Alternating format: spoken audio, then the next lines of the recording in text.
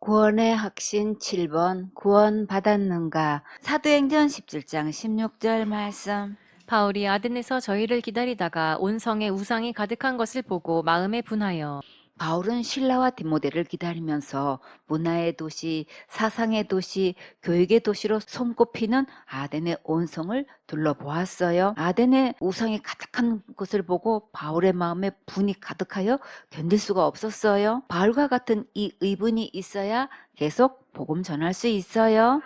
여러분도 우상에게 속고 있는 저 영혼들을 볼 때에 분한 마음이 드시나요?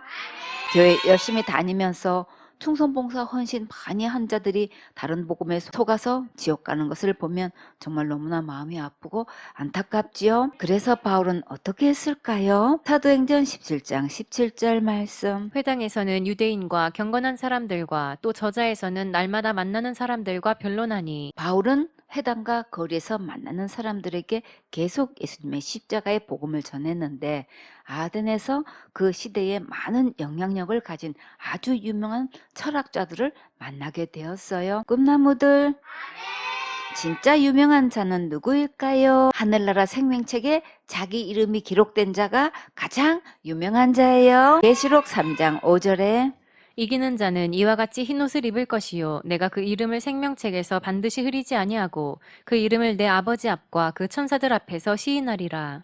하늘나라 생명책에 기록된 이름을 예수님께서 호명하는 자는 진짜 유명한 자예요. 꿈나무들, 학교에서 누가 최고로 유명한 자일까요? 하나님의 자녀인 우리 꿈나무들이 최고로 유명한 자니까 자부심을 가지세요. 사도행전 17장 18절 말씀. 어떤 에비구레오와 스토이고 철학자들도 바울과 쟁론할세 혹은 이르되 이 말장이가 무슨 말을 하고자 하느뇨 하고 혹은 이르되 이방 신들을 전하는 사람인가 보다 하니 이는 바울이 예수와 또 몸의 부활 전함을 인함이러라. 에비구레오 철학자는 에게의 사모스 섬 출신의 그리스 철학자 에피쿠로스로 이름한 자예요. 에피쿠로스는 처음에 플라톤 철학을 배웠으나 만족하지 못하고 그리스 철학자 데모크리토스의 물리적 원자론을 접한 이후 큰 자극을 받아 독자적인 사상을 형성하게 되었는데 활동 초기에 소아시아에서 가르쳤지만 BC 306년경 아테네로 무대를 옮겨 한 동산에 학교를 개설하고 많은 제자들을 교육시켰다고 해요. 아테네를 성경에서는 아덴이라고 해요. 에피쿠로스가 지향하는 것은 대화와 사색을 통해 행복을 구하는 것이었는데 따라서 윤리학이 그 철학의 중심을 이뤘고 논리학과 자연학이 뒷받침하였어요. 논리학에서는 인식의 근본적인 기준이 감각적 지각에 있다고 믿었는데 이 감각적 지각이야말로 모든 진리의 유일한 판단 기준이라 여겼어요. 또 우주의 기원이 원자라고 여기는 물질적 원자론에 기초한 자연학을 통해서는 미신적인 신 개념이나 죽음의 공포에서 벗어날 수 있다고 생각했는데 이렇게 하여 얻어진 현실적인 마음의 평안, 아타락시아와 분별력이 바로 에피쿠로스가 추구하는 행복 곧 쾌락의 내용이에요. 즉 그가 말하는 인간의 쾌락은 심신의 내적인 평안을 말하며 이것이 최고의 선이라고 믿었고 따라서 당시 금욕주의를 주장하던 스토아 학파 곧 스도이고와는 사상적으로 대립이 되었는데 한편 에피쿠로스의 사상은 몇 세기를 지나는 동안 당시 철학 체제들이 그러했듯이 도시 국가들의 몰락으로 인한 혼란과 정신적 지주를 잃어버린 사상적 공허함 등을 대체하기라도 하려는 듯 종교적 구원론적 성향을 띠면서 통속 철학으로 자리매김하였어요. 당시 우상의 제사는 여제사장들에 의해 치러졌는데 제사를 지내고 난 후에 음란한 행위로 우상과 교류하는 의미를 둠으로 매음의 소굴이 되었어요. 우상과 신전으로 인한 부도덕한 쾌락주의에 도취한 사람들로 가득해서 아덴의 예술은 음탕의 도구가 되었고 문학이나 음악이나 모두 향락적인 면에 근거를 두었고 부도덕을 죄의식 없이 당연시하는 사회 흐름이 되어버렸어요. 에비쿠레오파의 철학은 무신론적 쾌락주의를 말하는 고대 유물론으로 아덴을 타락시켰고 그들이 주장하는 쾌락주의는 육적이 아니라 정신적으로 모든 고통, 욕 걱정, 미신적 공포 등에서 벗어난 심적 안정에 있다고 했으나 아덴의 철학과 공리, 공존의 개변에 불과하며 인간의 순수한 진리성은 뒤떨어졌어요. 사도 바울이 아덴에서 철학자들을 만났을 때 통속화된 에피쿠로스가들과 논쟁하게 되었는데 그들은 바울이 전하는 진리 대신 예수님과 창조, 심판, 부활 등의 가르침을 냉담하게 거부하였어요. 자, 여기서 주목할 것은 윤리도덕적인 사상이 철학에서 나왔다는 것을 분명히 기억하고 다시 한번 조명해 보도록 해요. 윤리학은 도덕의 원리, 기원, 발달, 본질과 같은 인간의 올바른 행동과 선한 삶을 사회 전반에 걸쳐 근원적이고 총괄적으로 규명하는 철학의 주요 분야인데 인간의 생활에 있어 바람직한 상태란 무엇이며 선악의 기준은 무엇이고 행위의 법칙은 어떻게 정립되는가와 노력할 만한 것은 무엇이며 생활의 의미라는 것은 무엇인가 등을 밝히는 동시에 도덕의 기원, 도덕의 법칙을 세우는 법칙과 그 역사적 성격 등을 연구하는 학문이에요. 윤리학은 도덕 철학이라 불리는데 그리스어에서 그 근원을 찾을 수 있어요.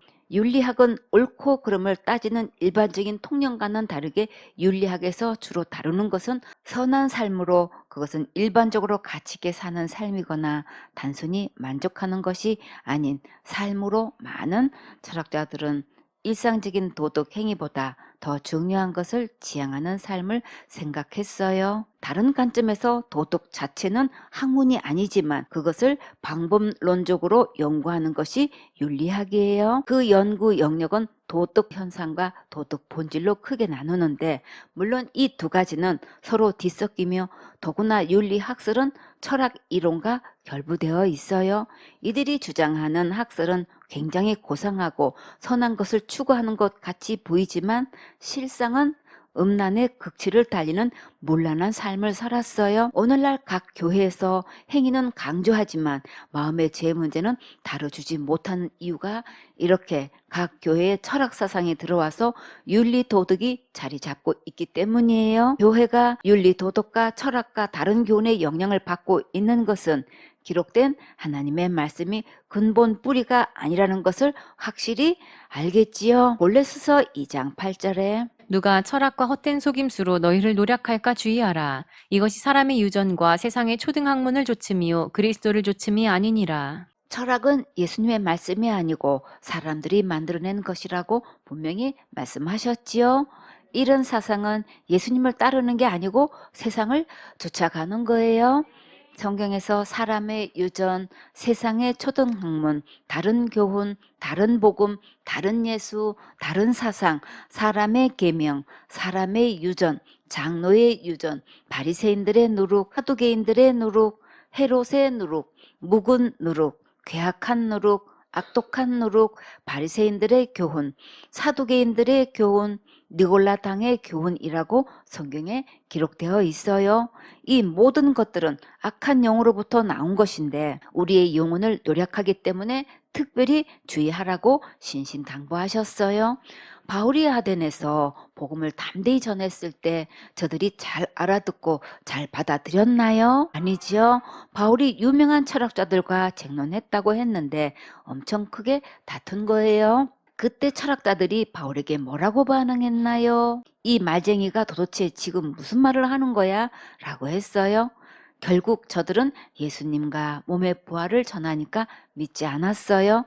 여기서 말쟁이란 말은 험해, 헤르메스라고 또 해요.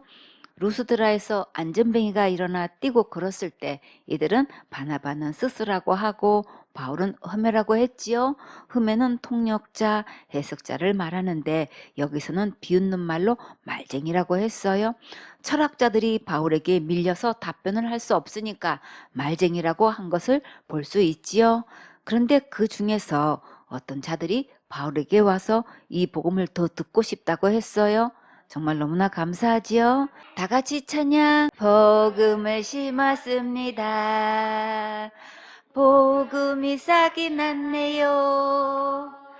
복음이 자랐습니다. 백배 열렸습니다. 천배 열렸습니다. 만배가 열렸습니다. 무한대로 열렸습니다. 아멘. 생선의 설교의 식구들은 모두 복음을 부지런히 전해서 많은 열매를 거두세요. 복음을 더 듣겠다고 하면 정말 신나지요. 사도행전 17장 19절 말씀. 들어가지고 아레오바고로 가며 말하기를 우리가 너의 말하는 이 새 교가 무엇인지 알 수 있겠느냐. 우리가 너의 말하는 이 새 교가 무엇인지 알 수 있겠느냐? 알 수 있지요. 바울은 아레오바고로 데리고 가서 새 교에 대해 말해보라고 했어요. 아레오바고는 아레스 언덕이란 뜻이에요. 아덴의 유명한 아클로폴리스 북서쪽에 있는 높이 115m의 석회암 언덕인데 헬라의 개혁자 솔론이 세운 대법원이 있었어요. 그 후 아레스가 재판받는 곳을 아레스의 언덕 곧 그리스어로 아레오바고라 불리우게 되었대요. 그 후에 아레오바고 언덕은 재판 장소에서 아테네시 시의회 의원 모임 장소로 변경되었는데 재판이 진행된 언덕 정상에는 두 개의 돌단이 있는데 그 하나는 악행의 돌, 다른 하나는 이정의 돌이라고 붙여진 원고석과 비고석이 있대요. 아레오바고 회의는 아덴에서 가장 역사 깊고 또 최고의 권위를 인정받은 회의로서 초기에는 소송을 다루는 법원 역할을 했었는데 로마 시대에 이르러 아덴의 풍습과 도덕과 교육을 관장하고 또 새로운 종교나 철학이 유입되는 것을 통제하는 일종의 감독기관 역할까지 하게 되었고 새로운 사상을 유포하는 자를 소환해 신문을 조사했어요. 중국이나 이란에서도 복음을 전하면 소환해서 단속하지요. 사도 바울은 이곳에서 진리의 복음을 담대하게 전했는데 이때 대부분의 청중들은 그 말을 거부했지만 소수의 사람들이 복음을 받아들였어요. 사도행전 17장 20절 말씀. 내가 무슨 이상한 것을 우리 귀에 들려주니 그 무슨 뜻인지 알고자 하노라 하니. 당신이 이상하고 생소한 것을 소개하고 있는데 그 놀라운 이야기를 어디 한번 자세히 들어봅시다. 이렇게 구체적으로 듣고자 하는 좋은 마음밭을 붙여주셔서 참된 복음을 전할 수 있었어요. 사도행전 17장 21절 말씀. 모든 아덴 사람과 거기서 나그네 된 외국인들이 가장 새로 되는 것을 말하고 듣는 이외에 달리는 시간을 쓰지 않음이더라. 아덴 사람들과 외국인들은 새로운 것에 집요한 관심을 가지고 세월을 보내고 있었는데 그러나 지금까지 들어온 곳으로는 영혼에 목마른 것을 여전히 채울 수 없었어요. 철학은 결국 자신의 영혼을 채워줄 수 없는 것을 자신의 모습을 통해 증명하고 있어요. 왜 채울 수 없을까요? 그것은 사람에게서 나온 사상이기 때문에 채워줄 수가 없는 거예요. 그러면 오직 우리의 영혼의 목마름을 채울 수 있는 것은 어디에 있을까요? 예수님에게 있지요. 이사야 55장 1절에 너희 목마른 자들아 물로 나아오라. 돈 없는 자도 오라. 너희는 와서 사 먹되 돈 없이 값 없이 와서 포도주와 젖을 사라. 꿈나무들 물이 곧 누구신가요? 생수 대신 예수님이시지요. 우리의 목마른 갈증을 채워줄 수 있는 분은 오직 예수님 뿐이세요. 우리는 하나님의 모양과 하나님의 형상으로 지음을 받았기 때문에 오직 하나님만이 우리의 목마름과 갈증을 채워줄 수 있고 만족시켜 줄 수 있어요. 계시록 21장 6절에 또 내게 말씀하시되 이루었도다. 나는 알파와 오메가요 처음과 나중이라. 내가 생명수 샘물로 목마른 자에게 값없이 주리니. 예수님께로 오면 생명수 생명을 누구나 그냥 마실 수 있어요. 왜 그냥 마시게 하실까요? 예수님의 생명값은 너무나 귀해서 값으로 살 수 없기 때문에 은혜로 마시게 하신 거예요. 계시록 22장 17절에 성령과 신부가 말씀하시기를 오라 하시는도다. 듣는 자도 오라 할 것이요 목마른 자도 올 것이요 또 원하는 자는 값없이 생명수를 받으라 하시더라. 예수님께서 주시는 이 물은 한 번 마시면 더 이상 목마르지 않아요. 어떻게 목마르지 않을까요? 요한복음 7장 38절에 나를 믿는 자는 성경의 이름과 같이 그 배에서 생수의 강이 흘러나리라 하시니. 생수의 강이 배에서 흘러나오기 때문에 다시는 목마르지 않는 거예요. 꿈나무들 생수의 강의 곧 누구실까요? 예수님이시지요. 사람은 하나님의 형상과 하나님의 모양대로 지으심을 받았기 때문에 하나님 외에는 우리에게 영원한 행복을 줄 수 없어요. 행복을 찾아서 산 너머 무지개를 찾아가지만 그곳에 가면 무지개는 또 산 너머에 있어요. 꿈나무들, 진짜 무지개는 곧 누구신가요? 예수님이시지요. 아덴 사람들이 새로운 것을 찾아 많은 시간을 투자했지만 채울 수가 없었어요. 새로운 얘기를 아무리 해도 그것은 사람들이 만든 것이기 때문이에요. 결국 철학 사상이 들어오면 내 영혼이 계속 갈급하고 목마르게 돼요. 그 짓에 영이 혼미시켜서 알 수도 없는 말을 알아듣지도 못하게 말하는 게 철학이에요. 골로새서 2장 8절에 누가 철학과 헛된 속임수로 너희를 노력할까 주의하라. 이것이 사람의 유전과 세상의 초등학문을 조침이요 그리스도를 조침이 아니니라. 철학의 헛된 속임수에 더 이상 마음 빼앗기지 않도록 조심하세요. 이것은 사람에게서 나온 것이지 절대 예수님에게서 나온 것이 아니에요. 사도행전 17장 22절 말씀. 바울이 아레오바고 가운데 서서 말하되 아덴 사람들아 너희를 보니 범사에 종교성이 많도다. 바울이 아레오바고 법정 가운데 서서 복음을 전하기 시작했어요. 바울은 듣고자 하는 자들의 마음을 열기 위해 말을 다듬어서 전하는 것을 볼 수 있지요. 아덴 사람들아 너희를 보니 범사에 종교성이 많다고 하면서 말문을 열었어요. 사실은 바울이 처음에 아덴에 왔을 때 어떻게 느꼈나요? 분했지요. 사도행전 17장 16절에 바울이 아덴에서 저희를 기다리다가 온 성에 우상이 가득한 것을 보고 마음에 분하여 회당에서는 유대인과 경건한 사람들과 또 저자에서는 날마다 만나는 사람들과 변론하니 저들이 우상을 섬기는 것을 보고 분노가 치밀었지만 복음을 듣고자 하는 자들 앞에서는 감정도 조절하고 말도 순화시켜서 너희를 보니 범사에 종교성이 많다고 했어요. 식자층에 있는 자들 앞에서 복음을 전할 때 격식을 갖춘 순화된 용어를 사용하는 것이 지혜롭겠지요. 바울은 고위 간직에 있는 자들 앞에서도 담대히 복음을 전하는 모습을 볼 수 있어요. 정말 멋지지요. 예수님께서 언제 어디서나 누구 앞에서라도 즉시 복음을 전하라고 인도하실 때 바울처럼 전할 수 있는 준비가 항상 되어 있어야겠지요. 다 같이 준비됐나요? 준비됐어요. 준비되려면 사모하고 계속 들으세요. 보고 듣는 게 재산이고 언젠가는 생각나게 하시고 다 사용하셔요. 사도 바울은 예루살렘에서 최고로 엄한파 가말리엘 문화에서 교육받은 실력이 있지요. 바울은 지금 고대사에 나오는 유명한 철학자들 앞에서 예수님의 십자가의 복음을 담대하게 전하고 있어요. 사도행전 17장 23절 말씀. 내가 두루 다니며 너희의 위하는 것들을 보다가 알지 못하는 신에게라고 새긴 단도 보았으니 그런즉 너희가 알지 못하고 위하는 그것을 내가 너희에게 알게 하리라. 바울은 우상을 둘러보면서 마음에 분노가 일어났지만 한편 아덴 사람들에게 복음을 전하려면 어떤 말로 시작할 것인가에 대해서도 생각한 것을 볼 수 있어요. 아덴 사람들은 온갖 신을 다 받아들이면서 혹시 마땅히 섬겨야 할 신을 자기들이 몰라서 섬기지 않으면 안 된다고 생각하고 알지 못하는 신에게라고 하고 섬겨왔어요. 바울은 이 알지 못하고 위하는 신에 대해서 전하겠다고 말을 시작했는데 저들이 마음을 열고 들을 수 있는 정말 좋은 기회가 되었지요. 예수님은 바울에게 말씀을 넣어주셔서 정말 지혜롭게 전하게 하셨어요. 사도행전 17장 24절 말씀. 우주와 그 가운데 있는 만유를 지으신 신께서는 천지의 주제시니 손으로 지은 전에 계시지 아니하시고 우상 신전들을 보면 굉장히 웅장하고 무시무시하게 꾸미고 금방 귀신이 튀어날 것 같은 분위기지요. 왜 그렇게 만들었을까요?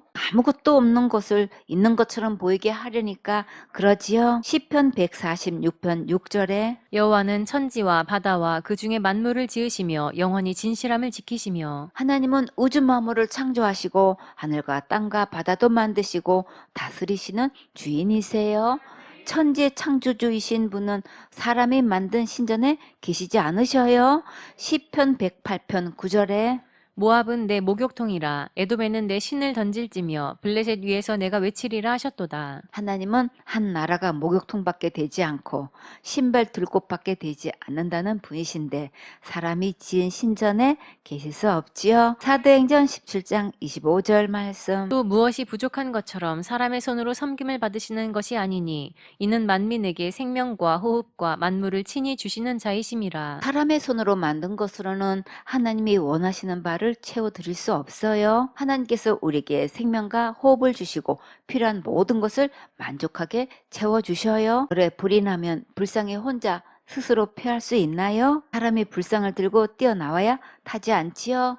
하나님은 그런 우상들과는 근본적으로 다르다는 것은 지금 바울은 전하고 있어요. 느헤미야 9장 6절에 오직 주는 여호와시라. 하늘과 하늘들의 하늘과 일월 성신과 땅과 땅 위의 만물과 바다와 그 가운데 모든 것을 지으시고 다 보존하시오니 모든 천군이 주께 경배하나이다. 하나님은 만유의 주인이시고 하늘과 수많은 별들과 땅과 바다와 모든 생물을 지으시고 항상 보호해 주시고 모든 천군 천사에게 경배받으시는 전능하신 분이세요. 사도행전 17장 26절 말씀. 인류의 모든 족속을 한 혈통으로 만드사 온 땅에 거하게 하시고 저희의 연대를 정하시며 거주의 경계를 하나셨으니 하나님은 아담의 혈통을 통해 인류의 모든 족속을 만드시고 온 땅에 살게 하셨고 저들의 살 시기와 거주할 지역의 경계를 정해 놓으셨지요. 사도행전 17장 27절 말씀. 이는 사람으로 하나님을 혹 더듬어 찾아 발견케 하려 하심이로되 그는 우리 각 사람에게서 멀리 떠나 계시지 아니하도다. 이렇게 하신 것은 사람으로 하여금 하나님을 찾게 하시려는 것이고 하나님은 우리 각 사람에게서 멀리 떨어져 계시지 않고 하나님을 찾기만 하면 만날 수 있게 하셨어요. 잠언 8장 17절에 나를 사랑하는 자들이 나의 사랑을 입으며 나를 간절히 찾는 자가 나를 만날 것이니라. 예수님을 사랑하고 간절히 찾으면 만나주신다고 분명히 약속하셨지요. 여러분도 이 시간에 예배 성공해서 예수님을 만나는 행복한 주인공 되세요. 사도행전 17장 28절 말씀. 우리가 그를 힘입어 살며 기동하며 있느니라. 너희 시인 중에도 어떤 사람들의 말과 같이 우리가 그의 소생이라 하니 하나님께서는 하나님의 자녀인 우리에게 햇빛도 주시고 맑은 공기도 주시고 비도 주시고 양식도 주셔서 살게 하셨지요. 그러니까 우리는 무엇을 먹을까, 무엇을 마실까, 무엇을 입을까 염려하지 말고 오직 먼저 하나님의 나라와 의를 위해 살라고 하셨어요. 하나님께 예배 성공하고 교회 필요를 위해 먼저 드리라고 하셨는데 왜 그렇게 하셨을까요? 우리가 애쓰고 힘써서 하는 것보다 하나님의 약속을 믿고 순종하는 자들에게는 더해 주시는 축복을 주시려고 그렇게 하신 거예요. 이 예수님의 사랑이 믿어진 자는 순종하게 되고 특별한 예수님의 축복을 받아 누리게 해 주셨어요. 사도행전 17장 29절 말씀. 이와 같이 신의 소생이 되었은즉 신을 금이나 은이나 돌에다 사람의 기술과 고안으로 새긴 것들과 같이 여길 것이 아니니라.